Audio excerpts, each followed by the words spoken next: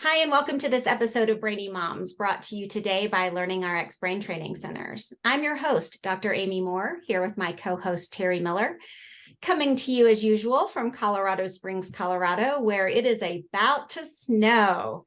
Early November, it's about that time. So we've got our heat going, and Terry is not even in a sleeveless shirt today. So we are super excited to bring you a conversation with our guest today, Nancy Colier. A longtime student of Eastern spirituality, Nancy is a psychotherapist, interfaith minister, and a thought leader. She is a national speaker on women's empowerment, well-being, and mindful technology, and is a regular blogger for Psychology Today. She's here to share her wisdom from her book, The Emotionally Exhausted Woman: Why You're Feeling Depleted and How to Get What You Need. Welcome. Amazing. So glad you're here. I will say in New York City, it is 70 today. So we're flipped here. Yes. Wow. Oh my goodness. Crazy times. Well, it was 65 here yesterday. And so that's Colorado. Yeah. But isn't that unreasonably warm for where you are? Unreasonably warm, insanely warm. Okay. Yeah. So, but we love it. We'll take the day. Yeah, good. Absolutely. Well, hey, before we dig into this topic that I am personally very excited to hear about, and I am going to probably be taking notes and trying not to cry the whole time, I want to hear about you, your life, how you got to where you are today, and what led you to writing this book. So my journey is, as a psychotherapist, I look for trends. I look for things that I'm seeing on a daily basis. And for nearly 30 years as a therapist working primarily with women, I have seen women become more and more and more exhausted over time. And as an interfaith minister, people come to me for spiritual counseling. Same thing there. And in my own life, I have felt deeply emotionally exhausted as well. And so whenever something keeps coming to me, I have to write a book about it. I wrote a book about anxiety, which I saw in my clients. I wrote it about getting lost in technology, all these different topics. They come from what I see is a need for help in a particular area. And with women, what I've seen is that we have this whole self-care market. You know, we're running out and getting our mani-pedis and lavender loofahs and all of this sort of thing. And we're slathering up and pampering and adding wonderful scents to what is a much deeper core problem. A problem that has to do with a deep depletion, a deep disconnection from ourselves, a fundamental abandonment of ourselves.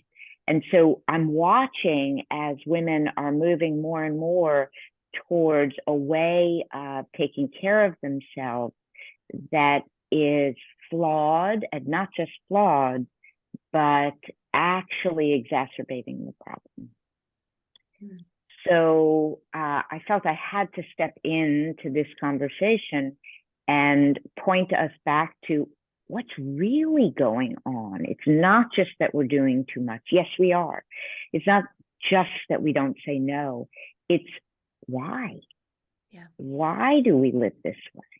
Why does every single woman that I bring this title to, when I was even just forming the book and thinking about it, and I would say emotionally exhausted, without exception, every single woman said, "Oh my God, I have to buy that book. When is it coming out? When are you writing it?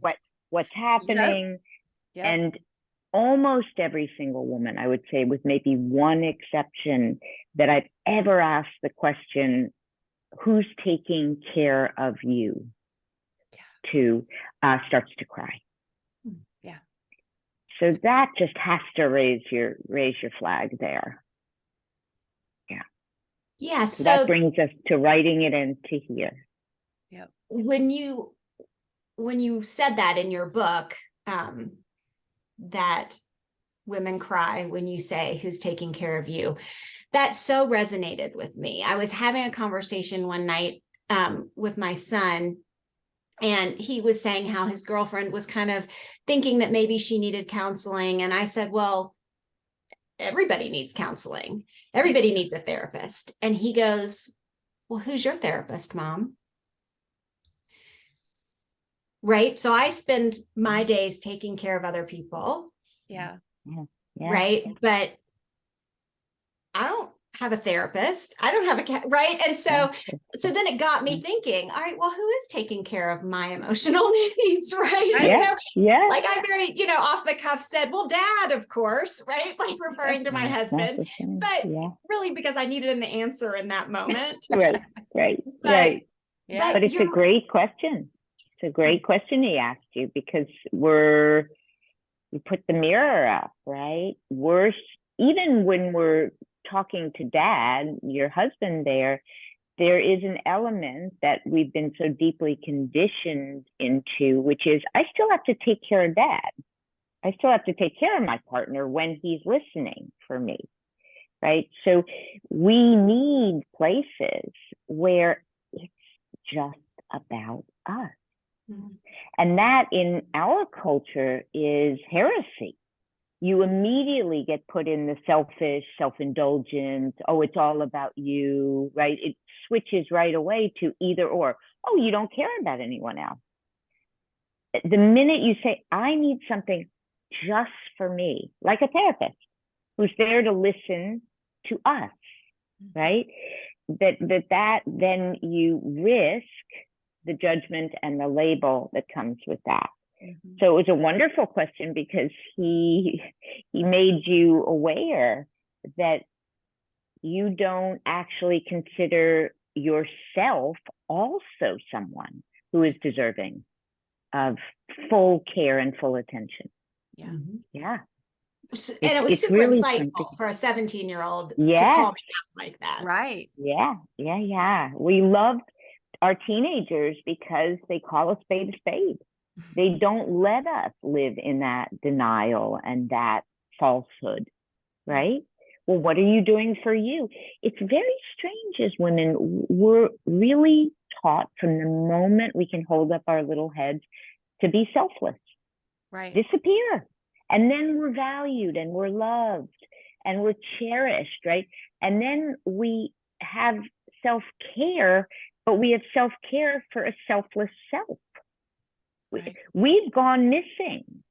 So who are we taking care of?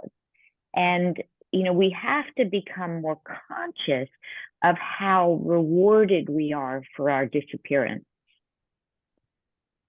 That your book, everything you're talking about. Yeah, I mean, I read this. I told Amy, I said it earlier, that I felt like you just wrote my story.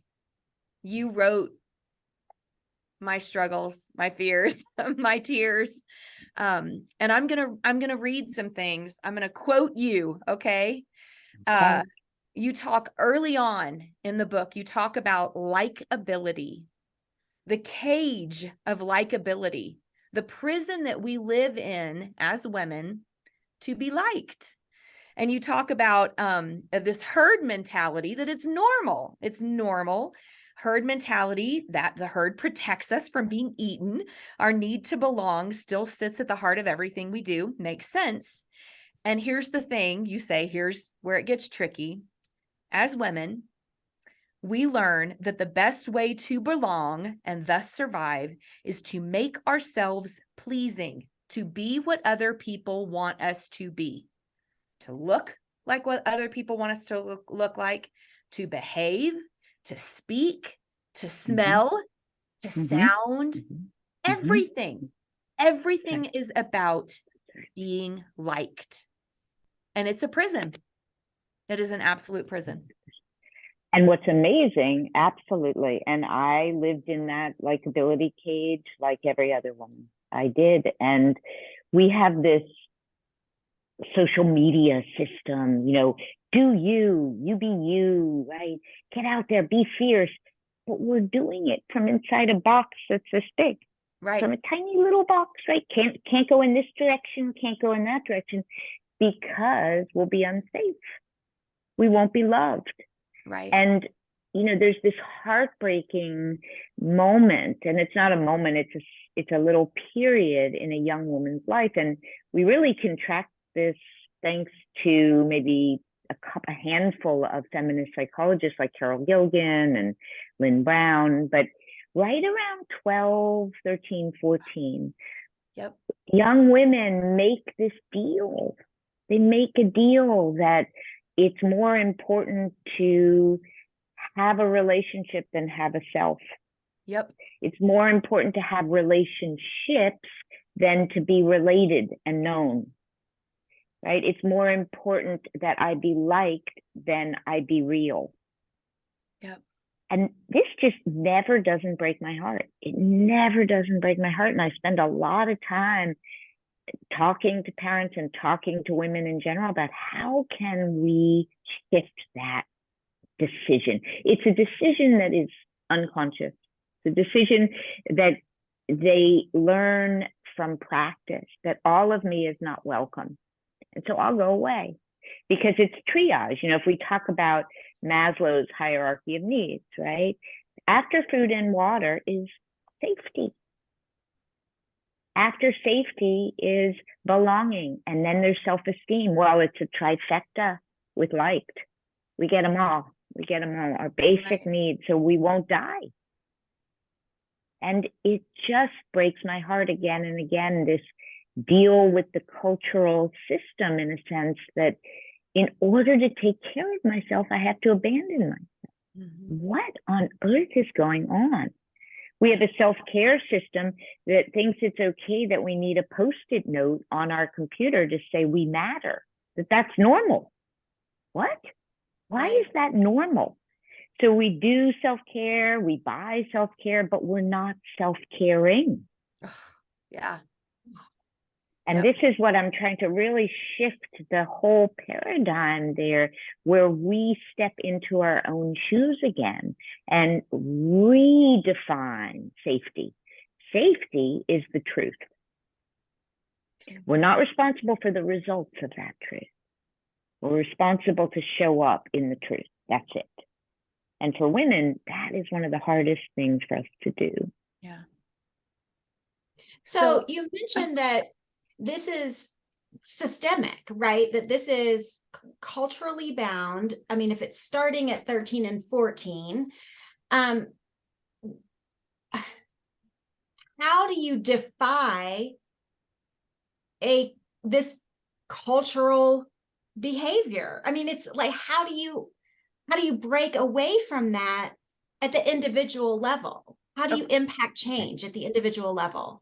Okay. And so, Amy, I'm going to make it individual. Okay. Go for it. Okay. So I have a lot of kids.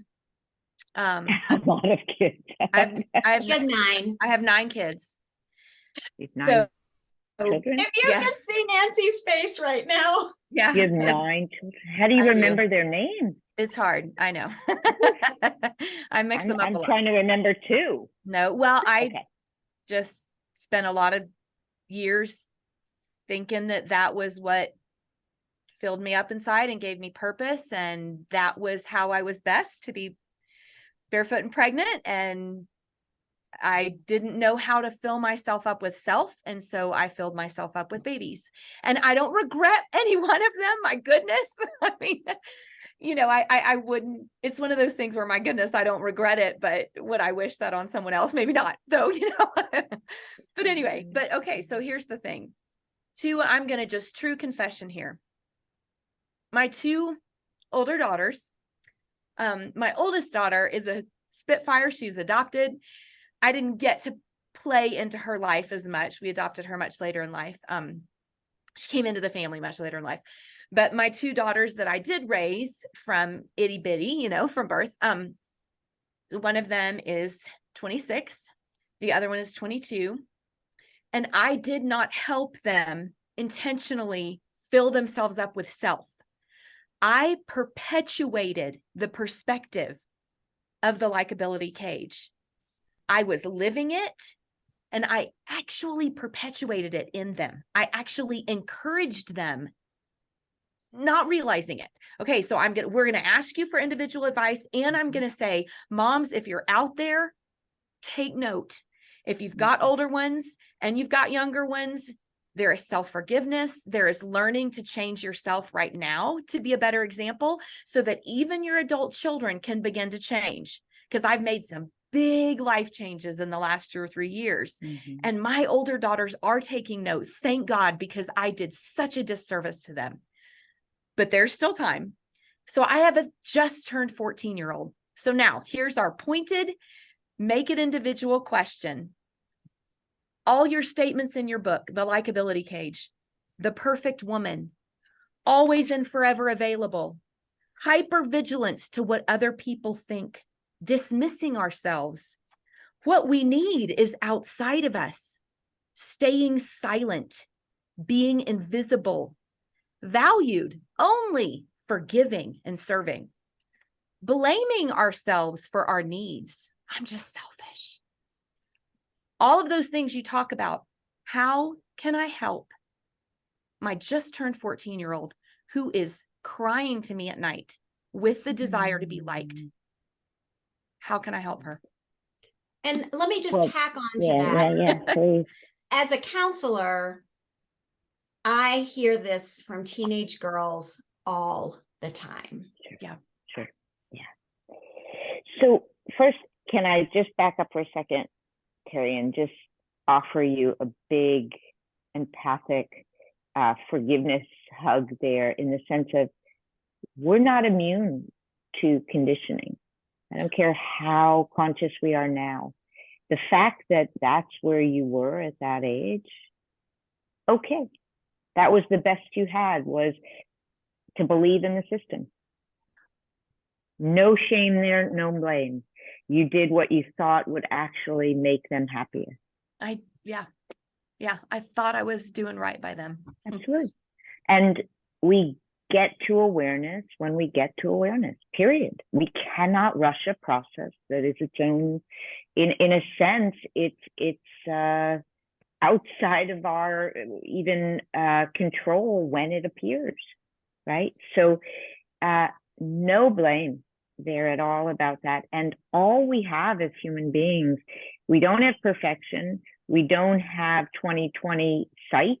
What we have is the power of, once we wake up, to go back and start doing it differently. Yes. Go forward and start doing it differently. Go back and talk about what didn't work. That's the human journey. It's not that we get it right the first time out of the gate. We don't. None of us do. But that we're aware enough to own, I didn't get it. I was a product of the system. Right? That's why it's so powerful. Because you're the norm, I'm the norm, Amy's the norm. We're all the norm, right? Until we're not. Right. So that out of the way, what I would say with with your daughter that's 14, and then with your clients, Amy, first and foremost is awareness. Because what we lack when we're just identified with the culturization and the conditioning, we're lacking awareness of the messages we're receiving. Mm-hmm. And this enormous conflict for your 14-year-old of, God, it's so hard to want to be liked and also feel like you can't say, oh, I really want the taco, not the enchilada. And even that could lose you a place in your group. Yep. Even that small, like you wear this kind of thing. And it's a time in life where it can feel really tricky, right? To stay with what you want, because it feels like the risks are so big. So my goodness, if somebody had brought our attention to the struggle, wow, now I have choices. So when I go with the group, right, I know what I'm doing. I've got myself and I'm making a conscious choice. I'm empowered. What happens that we want to prevent from happening with your daughter and with your clients is that all of this goes on in the dark. So we start making that trade without knowing it. And then sooner or later, the authentic place atrophies. It atrophies, it dries up, it stops whispering to us, it stops shouting to us. And when we go to look for who are we have no idea anymore, because it's so long been dismissed that it has no embers left in its fire. So as long as we have awareness, and then we can offer something small, like, what about if we practice telling the truth? Practice putting yourself a little bit, and let's test out the reality of, what do you really lose? Because we're so sure we lose everything. We're going to lose all the things we care about. So we're not going to do that. So let's play with it a little bit and test the boundaries, right? And then in my own home, if I'm you, I'm mom, in my own home, I am really modeling as a mom that whatever you bring, it's welcome. Whatever you bring, there is no place where you can bring a truth. If it's true, I want to understand it. I want to be with it.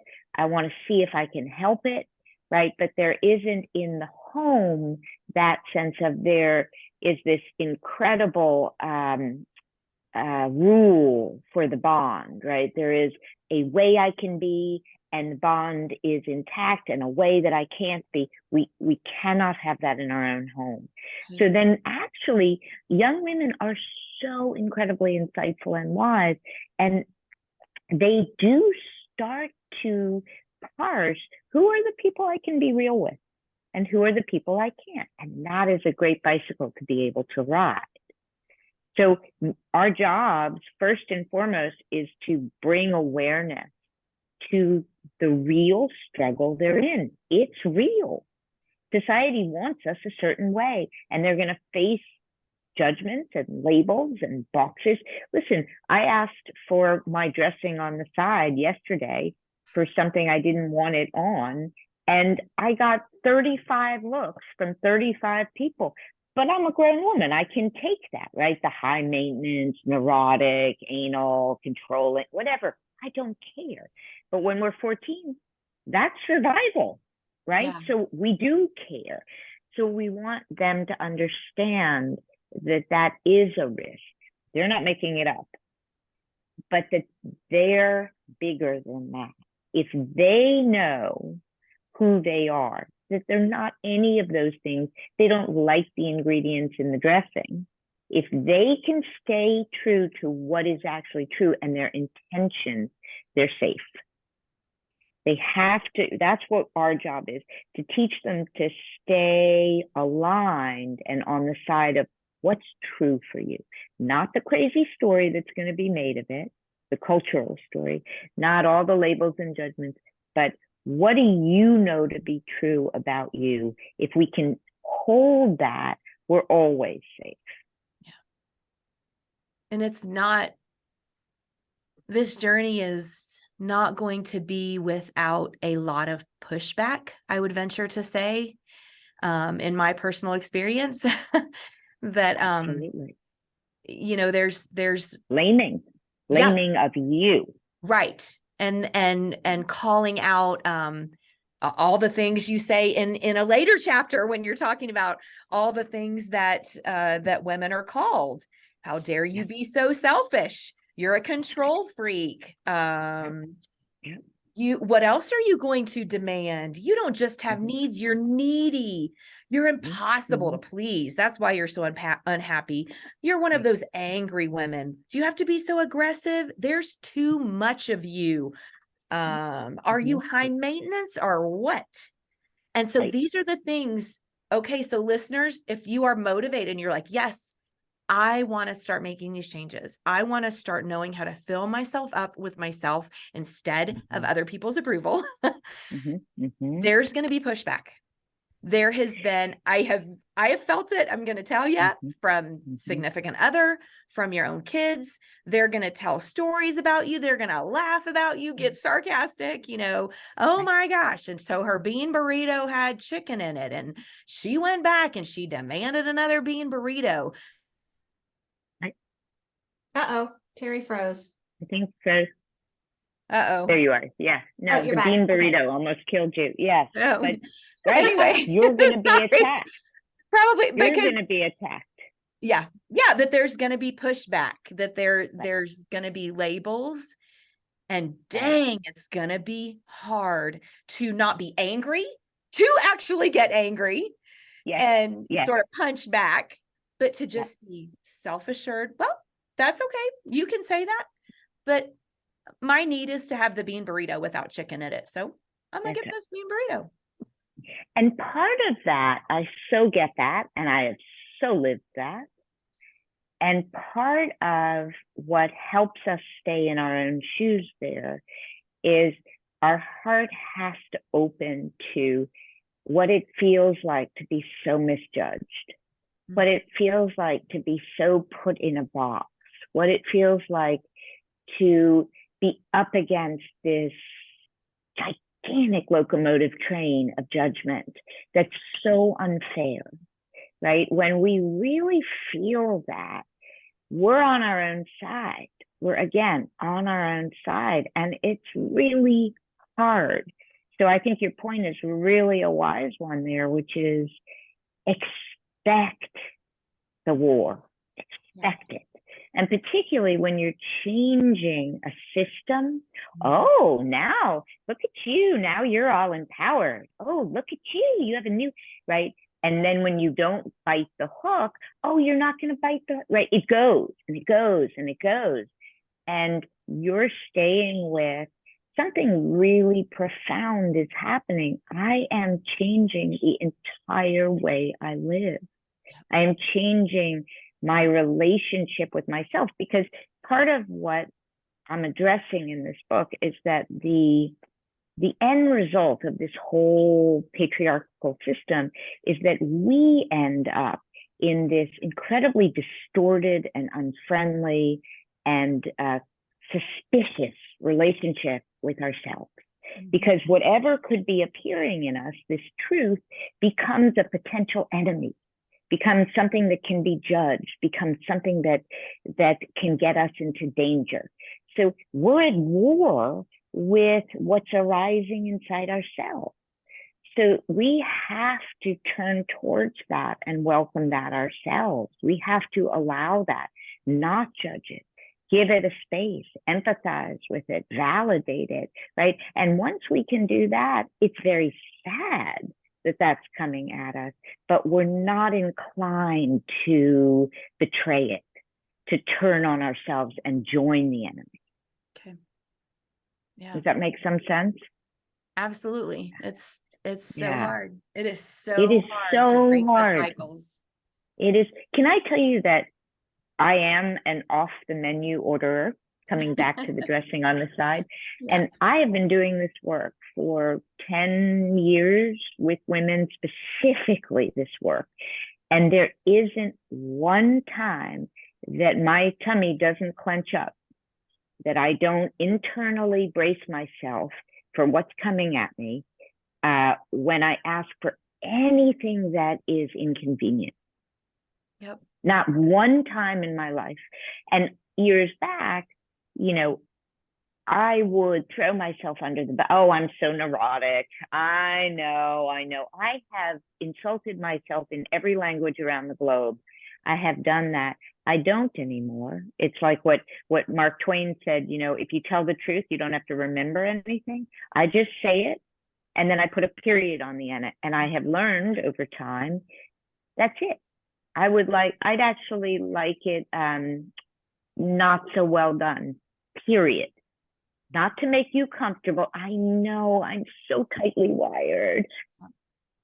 Every time we do that, what we're doing is we're untethering ourselves from the authentic core, our power source, our vitality source, our the very source we're disconnected from, which causes our depletion and our exhaustion. So it's not just, oh, it's my problem. It's not just that. It's death by 1,000 omissions, death by 1,000 it's okays, death by leaving 1,000 orders of toast covered in butter that we asked for no butter on the plate and not sending them back. They're all the same thing. I'm just giving very tight examples, Right. but they're all the severing of our relationship with our own experience. Yeah. And So that's stop apologizing for what that's you what I was want. going to say. Yeah. Stop apologizing. Stop apologizing for you. Yeah. Because that's what we're really apologizing for, that I'm not showing up in the packaging that suits your needs, right? So I'm showing up actually as I am. And I have myself. So if that makes you disappointed or displeased, it's not that I don't care. See, people go straight to this idea, oh, now you're just this solo entity, now you're a man hater, now you're all these things. None of that is true. What it's saying is I can say that and I can be who I am kindly and respectfully, right? But I am not responsible for your experience of that. I don't have to manage that. So I don't have to turn who I am into someone that works for you, right? Funny thing is, we as women, we're disappointed and displeased all the time. We manage it, but we have this idea that no one else should have to be in any way disappointed by how we show up or have to do anything extra, like write down on the pad, no butter. That's too much of a bother, right? So it's not apologizing for not being exactly who works for you. Yeah. And it's So going to be hard to stop. talk a little It is bit hard. about, It is hard. you say Yeah. having needs means I don't appreciate what I have. You talk about that in your book. Yeah. And That is I've so big. worked on that. I really need to work on contentment. Right. And so talk a little bit about. Well, I was thinking of a friend of mine who was taken out to, I think I used her example, taken out to dinner, this lovely, sushi meal, none of which she wanted. It was this incredibly expensive meal. She likes big portions of food. I don't know why we're on the restaurant today, but today seems to be restaurant day, but It's I don't know why. It's relatable. Yeah. And what she wanted was like a big hearty for her birthday. And they had this tradition that every year they would surprise her daughter, and her husband with where they would take her. So they took her this particular time to this very fancy sushi place, and her husband was out of a job at the time, so he had no income, and it was like $300 a plate for like 2 tiny pieces of tuna. And so, they're sitting down and they seat them. It's during COVID, so they seat them outside. So the buses are going by. If I tell you, she was hilarious when she recounted the story, but she wanted nothing from that. Now, it's her birthday.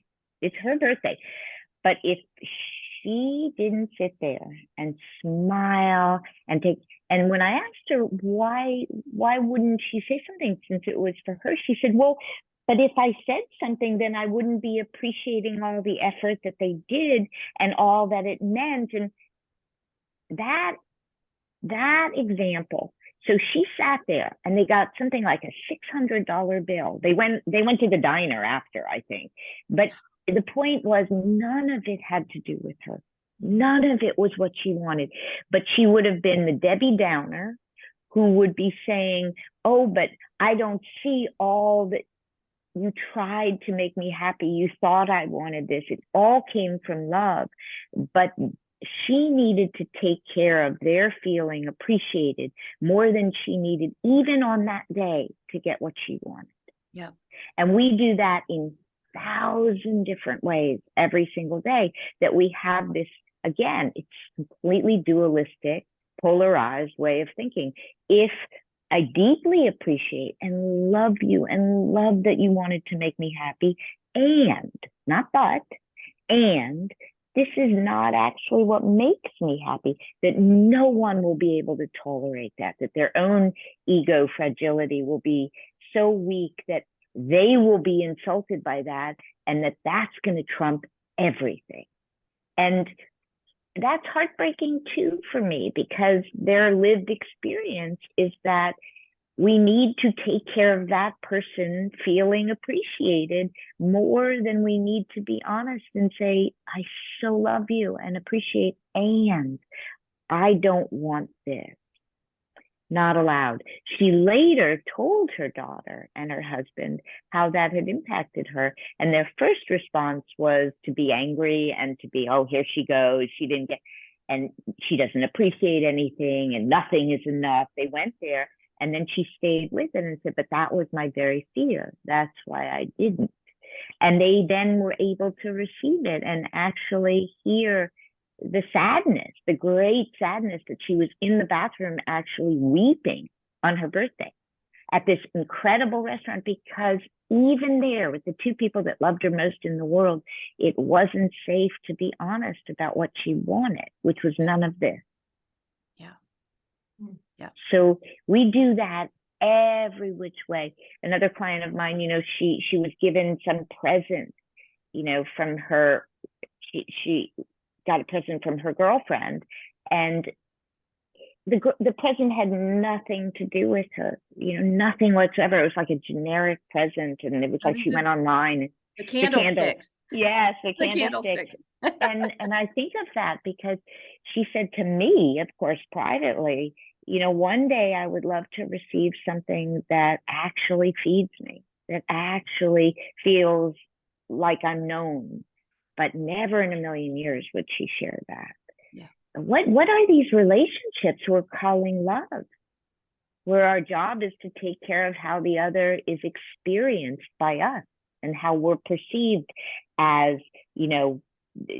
grateful, not grateful, or impossible. These are not real relationships. And this is what I want to change. And it starts by our taking the risk and being willing to get hit with that painful judgment. Yeah. And staying in it. Right. All right. And being okay with walking that out. Being okay with that being the story where the husband and the daughter understood. That is beautiful. That is wonderful, but it may not end that way. And that's what I was going to ask about, actually. Yeah. Like, what happens? And let me just throw this out there. I can't relate to any of this. I honestly, like, I can't relate to feeling small, or I was raised by a super strong woman, and right. And my husband has always appreciated my independence. And so this phenomenon is not oppressing me personally, but I see it all the time. Mm-hmm. I see it all the time in friends and clients. And so what happens though, when you have a woman who wants to change, right? Who wants to take hold of their life, stand up for their needs, live their truth, and their spouse pushes back. Right. What happens? Well, right. Great question. So one thing I want to say though, and this is where it's a little tricky, a large percentage of the women who I work with, who are finding their own shoes and coming home to themselves, they present as tremendously powerful. That's what's so paradoxical, because it's really interesting. They found a way to make it all work, right? They found a way to make everybody see them in a certain light, and they're happy. It's not that they're not happy, right? But there's something broken in the system, which is even that powerhouseness, even all that has found a way to take a form that is acceptable, that works. So there's still an inauthenticity in the women that seem most empowered, right? Not all, but it is, I think, an illusion to imagine that the woman who benefits from this presents as sort of beaten down and small. Very often they don't. They're just so good at making everyone else okay. And they usually get to my office when they're bone tired from becoming what's needed and doing it so powerfully and so well. And they realize they have no idea what they need. And they haven't spent any time really deeply inquiring, what feeds them. But they become these powerhouse versions and everyone loves them and they're experts in everything and they're this and they're that. But there's something missing about, but what's for me? What's really for me? Yeah. So just to point to that. And then in terms of your question about when it's not acceptable, when the spouse says, I don't want this. Well, that's a moment, isn't it? Because that is a very personal choice. Do we get back in the cage? Or once we've realized that the likability cage opens from the inside, can we get back in the cage? Can we get back into a relationship where the rules of the bond are, I can't show up fully? Sometimes we can't. Sometimes we can't. And Terry, you're smiling. But sometimes we can renegotiate that. What's important more than anything is not the relationship with the partner. What's important is that we are on our own side now. And so we're not shaming and blaming ourselves for the parts of us that have been labeled unwanted. Once we're that person, we're so fundamentally changed that we can't say what we'll do, right? Because that person might also say, oh, you don't like that part of me, right? I'm going to go hang out with friends that do, and be completely fine with that. But we're talking about moving from codependence to independence. So once we have ourselves, and we're not going to throw ourselves under the bus for parts of us that we don't choose, we're not to blame for, that's just what we're made of, then we have a lot of choices of how we want to be with the people in our lives. Okay. Does that make sense? It's not a make or break. It's not a make or break. I liked what rang true for me, or what I felt was super, super relevant, was that maybe it's not about the relationship. If you're making that change, you're coming out of that cage, and there's people around you that will not accept that, that will continue to label you as control freak, too much, demanding, all those things. That I think what you're saying is, if you're going to stay in that relationship, then just make it not about the relationship, make it about relationship with self. And so that Exactly. those two people can coexist together. But my most important relationship now is my relationship with self, is accepting that I'm not too much. I'm not a control freak when I have a need. I'm not demanding when I don't have to agree with everything somebody else says, that Exactly. that I'm Exactly. okay. Yeah. You've got the hang of this system, and that sometimes we also get to the place where we're just not interested in being that character in their movie, right? So we understand that they need us to be that controlling, hysterical, whatever it is that is your character. And we're not interested in stepping into that role anymore. So that may mean we leave, or that may mean we stay, but it's like Teflon. It's like, you're needing me to be that. And I know that that's not controlling. That actually upsets my stomach. Or I know that that's not hysterical. That's actually me having a response. Or, I know that I'm angry about that because that thing is wrong, not that I'm an angry woman who's bitter and all of these other things, because the thing I'm angry about is actually needing to change. Whatever is being on our side, we're there. So then you run out your movie, you write your narrative. It's sad because we don't want to be seen negatively by those we love ever. Of course, we're human, but it doesn't define our self-experience. So good.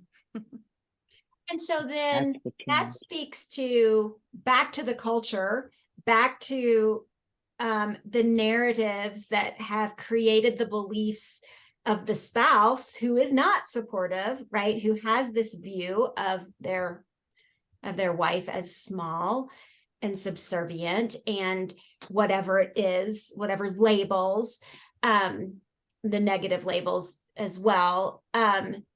It's almost like the male's narrative needs to be rewritten, because where did you get that message in the first place that that's the definition of a woman? Yeah. Well, this is co-created, right? This is, the pushback on this is, oh, you must be a man hater. You're anti-men.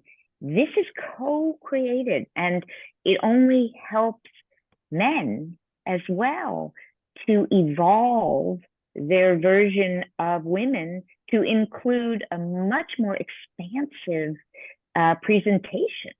Yeah. So if women are going to evolve, men also need to evolve in wanting also to be in relationship with real people, right? So to seek to understand the woman rather than to throw her in a box, right? I have incredible faith in men that ultimately men want that too. I really do believe that.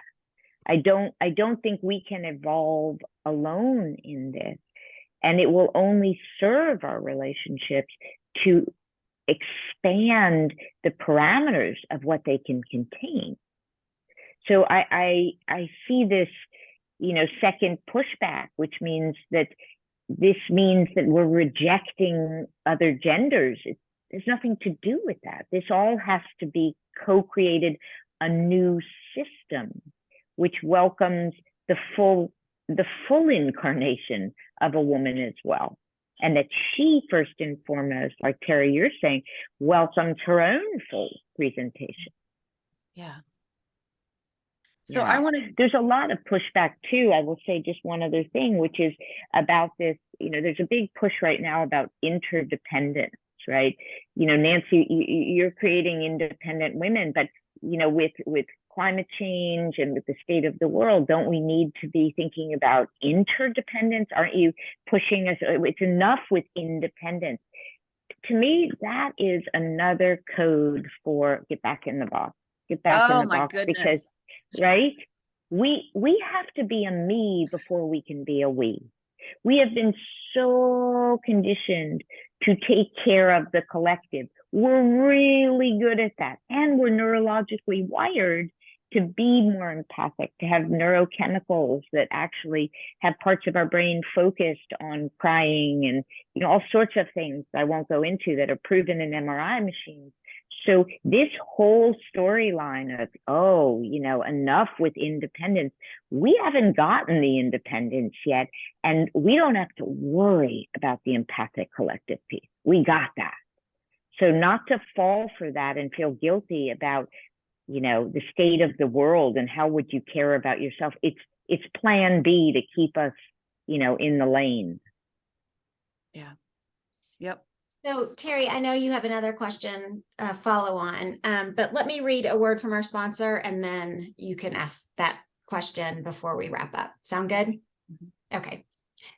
Are you concerned about your child's reading or spelling performance? Are you worried your child's reading curriculum isn't thorough enough? Well, most learning struggles aren't the results of poor curriculum or instruction. They're typically caused by having cognitive skills that need to be strengthened. Skills like auditory processing, memory, and processing speed. Learning RX one-on-one brain training programs are designed to target and strengthen the skills that we rely on for reading, spelling, writing, and learning. Learning RX can help you identify which skills may be keeping your child from performing their best. In fact, we've worked with more than 100,000 children and adults who wanted to think and perform better. Learning RX would like to help get your child on the path to a brighter and more confident future. Give Learning RX a call at 866-BRAIN01 or visit learningrx.com. That's learningrx.com. And we're back with Nancy Colier. And I just wanted to kind of wrap this up the way your book wraps up. I think it is so unbelievably profound. A couple of phrases that were really, really impacting to me that I'm just going to highlight because they meant a lot to me. The first one that you're focusing on, kind of you end up with in your book, is healing the "it's my fault" default. We talked about that just a little bit briefly, like Amy talked about. Stop apologizing for self, to stop apologizing for ordering that dressing on the side. I love it. Make the statement, put a period on the end. I love it. Instead of, I'm sorry, I know it's a hassle, all the things that we do as women. The other one I want to Oh. stop there. So talk a little bit about why. So that is our default automatically, like we've just been conditioned to say it's my fault. We've been conditioned to take the blame for anyone else's discomfort. Any situation where there's something wrong, any situation where someone is not okay, we are conditioned from the time we're born that we're valued and we're loved if it's our responsibility to fix it. And therefore, we are to blame for it. It keeps us also with a sense of control, because if we're to blame, we can control it. We don't really, in those moments where we are taking the blame and fixing it, we're a little disconnected from empathy because we're not actually understanding what's going on. We're just in such a rush to fix it because it's our responsibility. But it is a conditioning that is so deep in us that if something is wrong, it's because of us. I hate to say it, it's a kind of awful negative narcissism in the sense of we're the center of the universe. We're the one to blame at the center of the universe. So, a client walked her husband yesterday, she shared with me, she walks in the door after a long day of work, and he has the day off, and she's starving, and she's been on the train for an hour coming home, and there's nothing on the stove. And her first thought is, oh my God, was I not that nice to him this morning? And then when his friend came over on Saturday, that joke I made, did I emasculate him? First thought out of her mind, how did I cause this? So we have to learn, and we do this in all sorts of ways. We do this by becoming aware of how much we take the blame immediately, then set out to fix it. Then she says nothing, but starts rubbing his shoulders, counteracting the story she's making up in her head. The narrative. She goes into correcting her own narrative. But we have to recognize that we've been trained that our job on earth, as I said in the beginning, is to take care of other people's needs. So when that doesn't happen, we failed. That's the natural link. What did we do wrong? We did something wrong to cause this person to not be okay. So we become aware of it. Then we have to start to insert new thoughts into the storyline. Like, it's possible that someone has their own reasons for not being okay. That's not about us, right? Maybe I didn't cause this problem, and maybe I can't cure it, right? We start to just raise the idea that something else could be true, and then we start practicing. So we start seeking to understand, hey, did you have a bad day? But not to blame, not from a place of, and I did this, what did I do? But what's going on? We might even say, gosh, I'm starving. I was hoping that you would have something on the stove, but it seems like you're not okay. But coming from that place that we're trying on, again, we're faking it until we believe it, that what's ailing them is not about us. And when we really get the hang of that, then all our energy is freed up. It's like we've unplugged the plug because things can be wrong and we can care about it. It's not a recipe for being these sort of bulls in China shop. It's quite the opposite. It's, I can listen. I can empathize because I'm not assuming I did this to you, right? It's not about me. Now, again, codependence to independence. We're actually listening from a place, heaven forbid, that's separate. We're listening without blame. So that shift, wow. You know, I remember I had a child who was about 5 at the time, and it was at a birthday party, and it was chaos, complete chaos. And you would think, oh, I'm responsible. And I could just watch it and sort of let it be, because I wasn't to blame for this. This is 5-year-olds being 5-year-olds, but I didn't have to be to blame for it. Now I can have, you know, with my husband, can have a really big problem and be upset about something, and I can really listen because I didn't do anything wrong to create it. Changes your entire experience of other people and other situations. And that's from conditioning. That is pure on conditioning. Yeah. So we are out of time. In fact, we've run over time. No. This has been such a great conversation. So we do need to wrap up, but we would love to have you back so that we can talk some more. Nancy actually has 5 books, not just this book. And so there's so much wisdom that we can glean from another conversation with Nancy Colier. So thank you so much for spending this hour with us today, Nancy. Been a great benefit to us and to our listeners.